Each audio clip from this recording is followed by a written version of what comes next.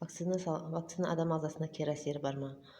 Вакцина салдырған адам дәрігердің бақылауында, емханада жарты сағат бақылауда болады. Және оны вакцина салдырмас бұрын оған аллергиялық реакциялар тексеріледі.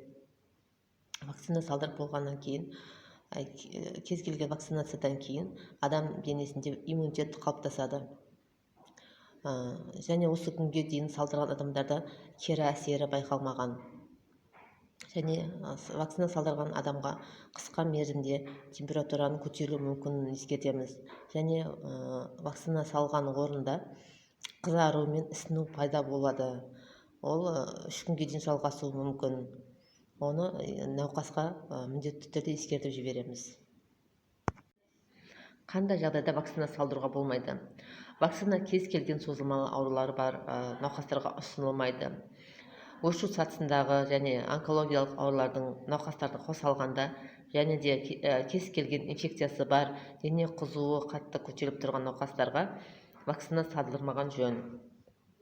Коронавирусты вакцинациядан кейінгі аллергия болуы мүмкін бе? Кез келген вакцинация алдында медицина қызметкері егілушіден аллергиясын нақтылайды. Егер ауыр дәрежедегі аллергия анықталып жатса, ол егілушіге медициналық шектеу беріледі. Сонымен қатар вакцинацияны нақтылап айтуы мүмкін емес, өйткені әр организм әртүрлі болады. Уақытылы әрекет ету үшін вакцинациядан кейінгі алғашқы жарты сағат дәрігердің алдында бақылауда отырады. Дәл осы кезде вакцинацияға реакция пайда болуы мүмкін. Сол үшін жарты сағат дәрігердің алдында отырады. Уақытылы көмек беру үшін, кері әсері аллергия болып жатқан жағдайда. Коронавирустық вакцинаны кім ала алады? Вакцинаның түсуіне байланысты кезең-кезеңмен жүзеге асырылады. Бұл ретте бірінші кезекте коронавирустық инфекцияның жұқтыру және тарату қаупі жоғары халықтың осал топтары вакциналанып, одан әрі иммундауға жататын халықтың қалған топтары қамтылатын болады. Бірінші кезеңінде жұқпалы аурулар ауруханаларының жедел медициналық көмек, реанимация, қабылдау бөлмелеріндегі медицина қызметкерлері, санитет қызметкерлері вакцинамен толық қамтылады. Екінші кезеңде вакцинация жалпы білім беру мектептерінде, жоғары оқу орындарының педагогтарын және де бірінші кезеңге кірмеген медицина қызметкерлер қамтылады. Үшінші кезеңге мектеп-интернаттарының, мектепке дейінгі балалар мекемелерінің педагогтары, студенттер мен созылмалы аурулары бар адамдарды медициналық әлеуметтік мекемелердің қызметкерлері қамтиды.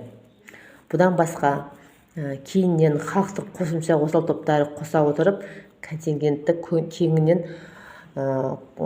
кеңейту жоспарлануда. Вакцина егілуде жас мөлшеріне қарай ма? Вакцина егілуде 18 жастан жоғары ересек дені сау адамдарға жасалынады. Жас мөлшеріне 18-ден жоғары қарай ересек адамдардың бәріне салынады. Неліктен вакцинаны 2 кезеңде алу керек? Коронавирус вакцинаны 21 күндік 2 кезеңмен салынады. Бірінші кезеңде бірінші дозада антиденелердің аз мөлшерін өндіруге байланысты қысқа қорғаныс әсер береді. Екінші доза бірінші дозаның әсерін күшейтеді және денеде антиденелер қалыптасады. Коронавирустың қазіргі жағдайы былтырғыға қарағанда көп әжептәуір төмен қалыпта келе жатыр. Оған ықпал ететін нәрсеміз мына біздің ойлап табылған вакцинамыз. Соны әлде де болса халықтың арасына кеңінен таратылып, халық өз еркімен жаңағы вакцина қабылдаса, бұл әлде де төмендейді. Бұл ұзаққа бармау да керек негізі. Бұл вакцинамен қамтылған адамдар ауырмайды. Соны негізі мақсаты жеткізілуі, халыққа түсіндірілуі, санитарлық ағарту жұмыстарының жүргізілуі жақсы жүрсе төмендейді деп ойлаймын.